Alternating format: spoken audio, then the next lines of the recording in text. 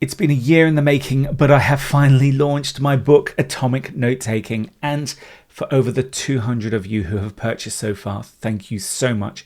I'm truly grateful. So what is atomic note-taking, you may be asking if you're watching this video? Well, it is what I call the ultimate Zettelkasten guide. And of course, if you don't know what Zettelkasten is, it's a way of writing these atomic notes and linking them together so that you can create more meaning, more understanding, and connect things in your note-taking that you can't do with traditional note-taking. So this is what I've launched, and I'm just going to share with you where you can find it and what it entails, so you get a bit of a preview of what it is. So I've launched it on my website, Atomic Workflows, and you'll find Atomic Note-Taking on here.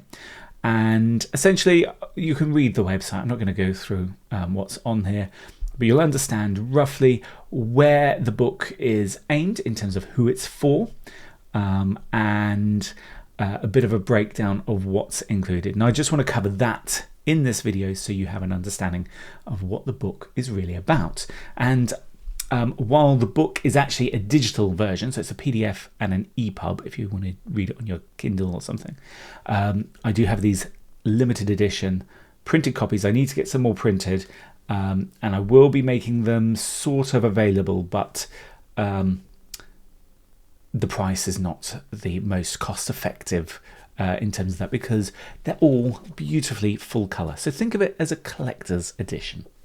So in here, it's broken down into essentially 7 parts. It covers what knowledge management is.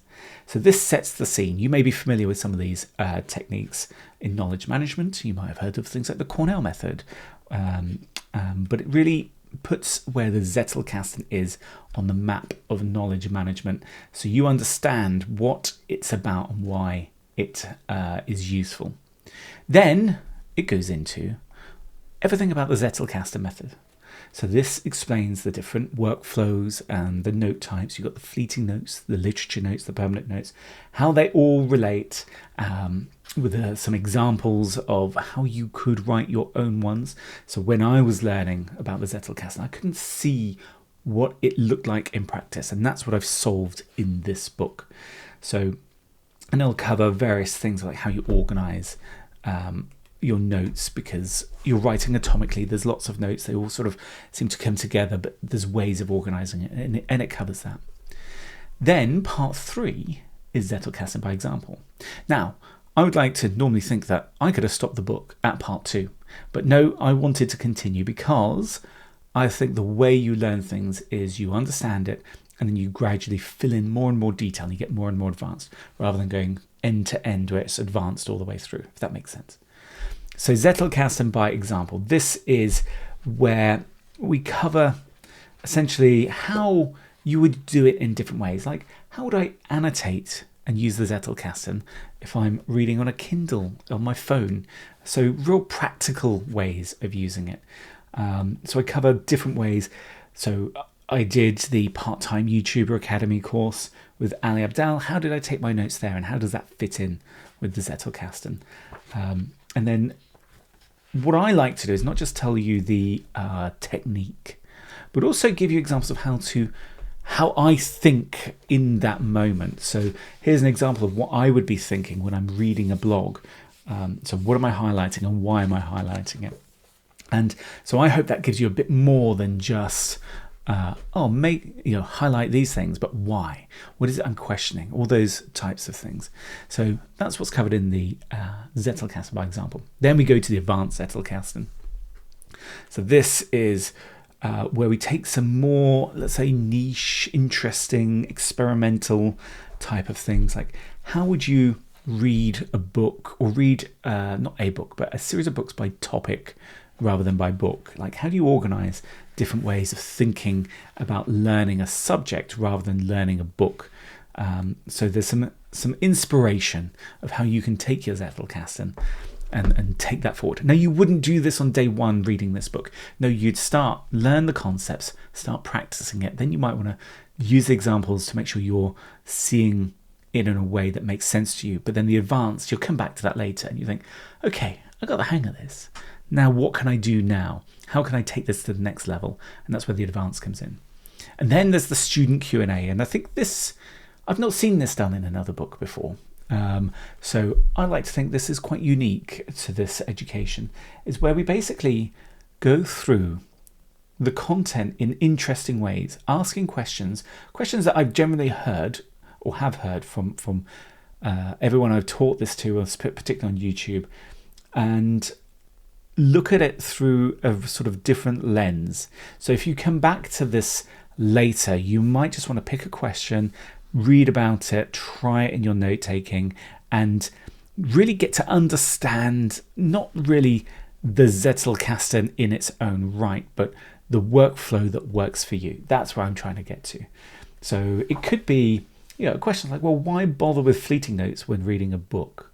Like, what do they serve? And it answers that question. Or it could be, won't my notes get too messy without folders? So depending on where you're coming from, you might be used to folders. Or how do I connect ideas from different topics together? And it covers like a range of different things, like a Q&A. It is a Q&A that helps you now get that full sphere of knowledge. And then part 6, of course, note-taking and AI. AI has hit the scene. When I started writing this book, ChatGPT hadn't launched. And now we're in a world that's, AI is everywhere. So I look at it in a more holistic way. What is AI in a conceptual sense in terms of note-taking and how it plays that role and what the future can look like? So if you're looking at software that's putting AI into it and it, new shiny thing, that kind of thing, it gives you a lens to think, well, actually, is this just a cool thing because it's cool? Or does it help me with my deep thinking, my critical thinking, and my understanding? So I want you to come away with that with a real understanding of where AI can fit into the future of your note-taking. And then finally, the apps. There's a bit here about apps. I don't recommend specific apps. I do use Obsidian in the examples and a bit of my own note-taking app, Flowtelic. But what I do put in here is a lens of which you can assess any app by and decide what type of app is important for you, because there are differences, and it covers the things to look out for when it comes to choosing an app, and that I think will be more relatively timeless, so you can use that in years to come. So that is an overview of what's in there, and it's broken down into 2 packages, right? So this is the hard sell. I've written this book. And now we get to the money part. But it's 2 packages, $139 before taxes. So depending on where you live, there may be taxes added. That's all handled by the payment platform. I don't control any of that, unfortunately. But I can list it as $139 before taxes. And in there, you can get the complete package, which is the book as a PDF. I'll show you what that looks like in a moment. You can also get the EPUB version. And you can send that to your Kindle device. So on my phone, I can read my own book, which is pretty cool. Those are both DRM free. So if you want to use a product like Calibre, you can convert them to other formats if that suits you. But you also get the video course for this price. And the video course I'll come to in a moment.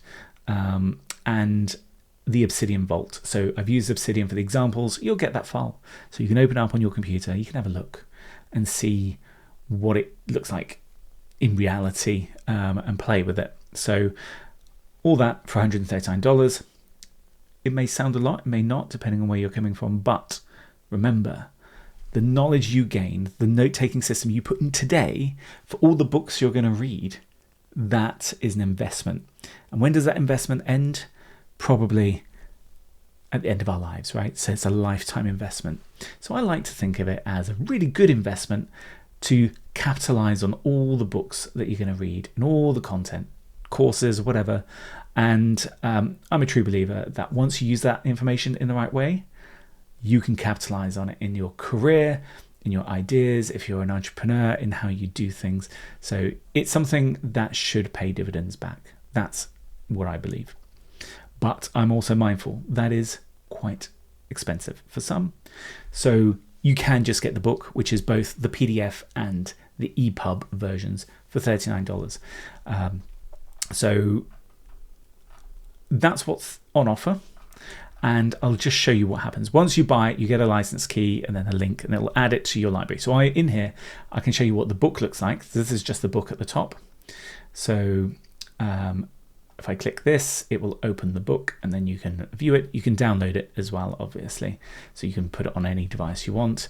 And yeah, it's essentially the same as here, slightly formatted differently to the print version because of the double page spread and all of that, but it's all the same content, so you get exactly what would have been in the print version. And yeah, you get to really enjoy reading the book. So I need to figure out how to go back here. 1 second. No, I don't want to exit full screen. There we go. Back. If you want, you can download the EPUB. That will just download the file, and then you can go to, I think it's amazon.com/send to Kindle or something like that, and you can just drag it in, and it'll synchronize as a personal document to your devices. But if you want the complete package, you get both the PDF and the EPUB. And then you get the Obsidian Vault. That's a zip file containing all the markdown files that you can open up in Obsidian or any other text-based editor if you wish, if you don't want to use Obsidian. But you also get the video course, and I want to talk about what's in here. So Atomic Note-Taking video course, 104 videos. I didn't set out for it to be 9 hours and 45 minutes, but that is what it came out as, because I feel like that is the right value. And what I do is essentially I follow the book, and I essentially talk about what the content is. So if you want to listen in a more video form rather than read, then this is ideal. I also cover additional kind of points of view that wouldn't be covered in the book, so you get more of a rounded perspective of it. Obviously you have the book as well, so once you listen you can read, or you can read and then listen. Both of those are perfect, and that allows you to make sure you really grasp the content that I'm putting across, so that you get the understanding. And it's broken down in all the sections. So you've got the knowledge management sections, the Zettelkasten method, by example, advanced Q&A. Most of it is the Q&A. So the way I would think, maybe you read the book for a bit, and then maybe you just want to watch a couple of videos on the Q&A to passively sort of inspire you with different ways of thinking about it, and take that inspiration. And then the AI and the apps and all of that. And with the videos, I think it's important to mention that they are all subtitled in English. So if English isn't your first language, and the way I speak could be quite erratic sometimes, you do have the subtitles to follow along. And I have gone through and corrected all the spelling errors. Using Adobe Premiere to generate the subtitles is great, but it cannot spell Zettelkasten, and it cannot spell a lot of things that are niche to this topic. I have fixed all of those. That was not a simple thing to do, but I did it for all 104 videos. So that should make that comprehension much better for you. So that is essentially what's on offer with the two things here. And the question is, well, is it any good? And I'm obviously biased because I wrote it. I really enjoyed reading my own work when I did the proofing over the summer. I was reading another book at the time, and I stopped halfway through, read my book, really got quite into it. When you don't read back what you wrote for some time, it does seem fresh again, and quite interesting. And then when I went back to the other book that I was reading at the time on holiday, I didn't enjoy it as much, and it made me realize actually I enjoyed reading my own book for the content of the book. So that gave me a bit of confidence, because obviously launching something that you've been working on for a year is you never know. It's always a daring thing to do, but I've had some feedback from other people. I'd just like to share that with you today. I'd like to thank, if you can see yourself in this, I'd like to thank you very much for sending what you said through on email. Really appreciate it. So this one's from Benjamin, and he goes, "Hello Martin, I'm almost done with your book, and can I say it's amazing." Thank you, Benjamin. I like everything about it. I really like what you implemented. I really like that you implemented spacings instead of filling the pages with words.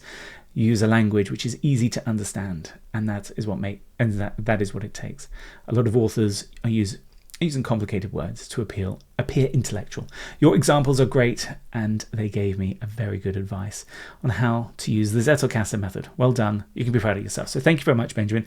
And I'd just like to point to some of the things that you picked up on, which really validate where I tried going with this. When I designed the pages, I wanted it to feel enjoyable. I didn't want it wall to wall of text. I wanted it to feel spacious and you can read it. And the PDF is obviously the same as that. So it's really encouraging that that's come through, but also the use of simple language. Writing isn't my background, but it's something I've taken great care and attention in. There are 2 books I read as I was writing, or prior to writing this. One was How to Write Clearly, and the other is Write Useful Books, and they both taught me essentially keep attention of the value you're providing, like value per page type of thing, making sure you're hitting the key points and giving those aha moments frequently so that you're not tailing off into boredom. And I tried to do that. Obviously I can't, other people have to assess whether I did that right, but also I recognize that while I'm a native English speaker, a lot of people reading this may not be, and it's really critical that I did write simply, partly because it reads better and it's less taxing to comprehend, but also to make it more universal. So hearing that come through is really, really appreciative. So the next testimonial we've got from Stefan. Thank you very much, Stefan. And he goes, "Hi Martin, I hope you're doing well." "I'm doing well, thank you very much, Stefan. I wanted to let you know that yesterday I picked up the Atomic Note-Taking book, and I'm really impressed with how easy it is to grasp. The book presents the information in a clear and straightforward way, and everything is even clearer with examples. Wishing you all the best with your future work." That makes me so happy to hear that my objective of writing clearly and making it easy to grasp has come through in that way. So thank you very much, Stefan. And then Lizzie was very kind to share her thoughts on email, and she goes, "Dear Martin, I read your book and I'm loving it. Like your YouTube, you just explain what you are thinking and doing, and it seems that's connecting mostly with the way my brain works. I think it's also nice to see the explaining of the Zettelkasten in a modern world in a way that's not overwhelming or forcing you to follow a certain workflow or folder structure. Now putting the work into action and transferring your book into items into my own Zettelkasten. Kind regards, Lizzie." Thank you very much, Lizzie. That means a lot to me as well, because I'm not here to tell you exactly how things should go. I've written this book as though I'm an innovator on an idea, and I'm taking it, I'm innovating, I'm applying it, I'm prodding it from different angles, and I'm sharing that journey along the way. And it's really rewarding to hear that has come through, that reading the book, you come on a journey with me, not me just downloading information to you. So really appreciative of that. So yeah, that's Atomic Note-Taking. So as I say, if you want to remember what you read, if you want to take the books and all the learning that you are picking up along the way, if you want to invest in your career capital, you need a system to do that. We don't remember what we read, cover it in the book. We have the recency effect. What we've read recently is more important than what we read, say, a month ago. Doesn't mean it's more important. So you need a system to do that. And the Zettelkasten is a great way of doing that. And I call it atomic note-taking because it's about writing atomically and linking things. A bit like how our brain can build up a map of knowledge. We can relate things together. If you aspire to be a polymath, someone who can take the disciplines from one field and capitalize on that by putting it into another field, then you can do that. You can take what you're reading in one area and apply it to another. And I think that is a really valuable skill, which I want to gift to as many people as I can. And of course, if you want to create something out of it, you want to write your own book, your own articles, build your own audience or whatever is in your aspirations, then this provides a workflow to do that. So you've probably guessed by now, this is one complete big ad for the book. And I'm going to leave you at the end of this video with a call to action, which is think about whether this is a book that you want in your life. It is an investment. I've enjoyed writing it. I hope you enjoy reading it. And yeah, I hope you like what I've produced. Thank you.